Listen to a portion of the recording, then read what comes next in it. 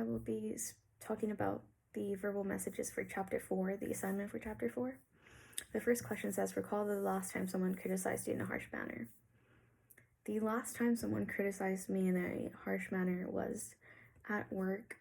I happen to be one of the youngest employees in my department. I work for Harris County, and sometimes my age can be like, it makes people hesitant on what I tell them to do. Sometimes I'll have to lead a group of construction workers into the assignment that we have to do, or stuff where I have to like lead people that are a lot older than me, or like tell them what has to be done.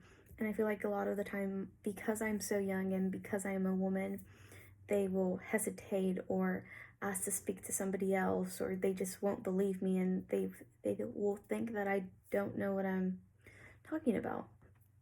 And I think sometimes the way people tell you something means a lot more than what they tell you. Like, if I would understand it if they asked me like, hey, like, are you sure? Is there somebody I can double check this with? But the way that they say it most of the time makes me feel inferior, and it's belittlement, and I hate that feeling. But number 2, denotation meaning and connotation meaning. Define each term and give an example of each. Okay, so for denotation, it's the literal meaning of a word. For example, I would use like home. Home is where somebody lives, but the connotation of home is the emotional or feelings behind the word. For example, my home makes me feel grounded, safe, and cozy. Number 3 is confronting bias in language. Please give one example from your personal life where you saw, experienced, or adapted to language bias. Well, like I said in my answer for number 1,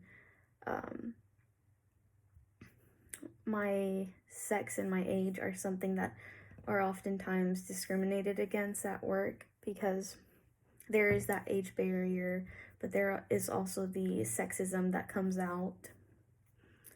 And recently because of like COVID, we have been assigned different positions throughout a building where we have to either lead traffic whenever it gets too congested.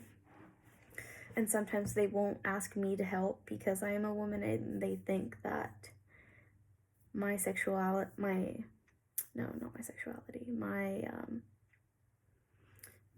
will make it harder for people to listen to me, so they will usually ask male employees to go help escort because they are male, and it's easier to listen to them because they come off as bolder, and there's less room to hesitate, or just completely ignore what like females are asking them to do.